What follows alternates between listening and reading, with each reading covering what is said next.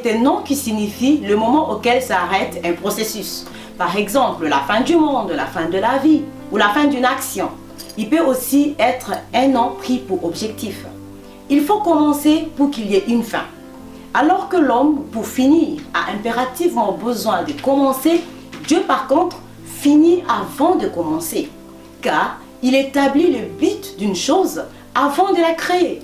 La Bible nous dit en Éphésiens 2:10, nous sommes son ouvrage ayant été créés en Jésus-Christ pour de bonnes œuvres que Dieu a préparées d'avance afin que nous les pratiquions. C'est-à-dire, avant que tu n'existes, Dieu avait préparé pour toi de bonnes œuvres. Il avait planifié chacun de tes jours, du premier jusqu'au dernier. Il connaissait ta vie dans le moindre détail. Bref, la fin de ton histoire était connue d'avance par Dieu. Tu sais, quand tu regardes un film pour la première fois, tu n'as pas la même réaction pour la deuxième et la troisième fois. Pour la première fois, tu es anxieux, tu es excité. Mais pour la deuxième et la troisième fois, tu es tranquille. Parce que tu connais la fin de l'histoire. La fin de l'histoire de ta vie a été écrite depuis l'éternité. Même si le diable en Éden a voulu la modifier, la Bible nous dit qu'il y a 2000 ans, Jésus-Christ a tout remis en ordre. Et il s'est écrié, tout est accompli. Voici la fin de ton histoire. Donc tout est accompli, il y a tout. Tout est illimité, il est interminable, il est infini. Rien n'est exclu dans le tout. Tout passe dans le tout.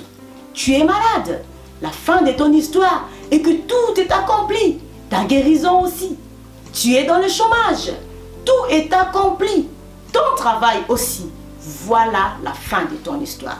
Ce que tu vis est peut-être les débuts ou soit les milieux de l'histoire. Mais la fin de l'histoire, tu la connais maintenant.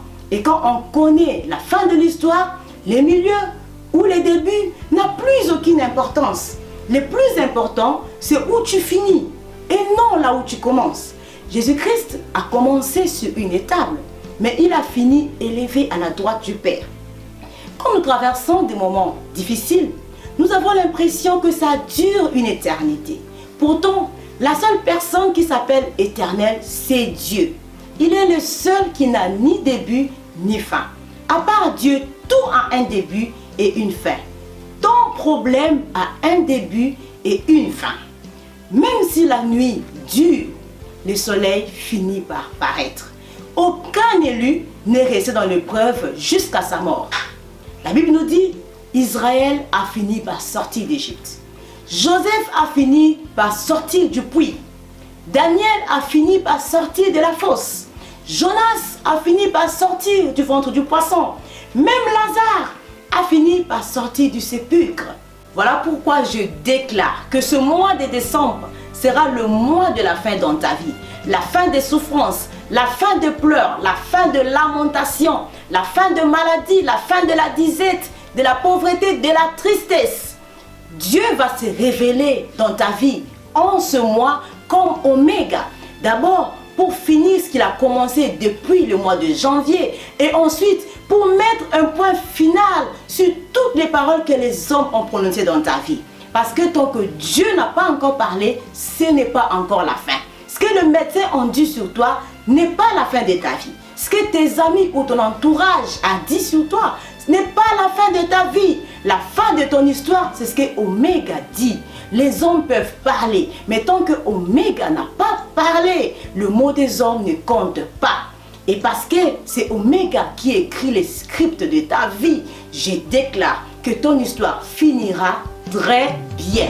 Je déclare que ce qui fera la beauté de ton histoire, ce n'est pas le début, ni le milieu, mais la fin.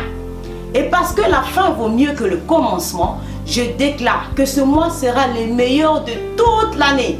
En ce mois, Dieu fera les derniers ajustements pour que 2020 soit une année de la révélation du vrai toi. Tu finiras cette année de manière glorieuse. Quelqu'un a dit que tout ce qui a un début a aussi une fin. Mais chaque fin est le début d'un nouveau départ. Ton problème a une fin. Seul Dieu est éternel. Et 2020, qui est le début d'une nouvelle décennie, marquera les débuts d'un nouveau départ dans ta vie. Que Dieu te bénisse. Bonne fin d'année, bon mois de décembre et surtout, heureuse année 2020 à toi.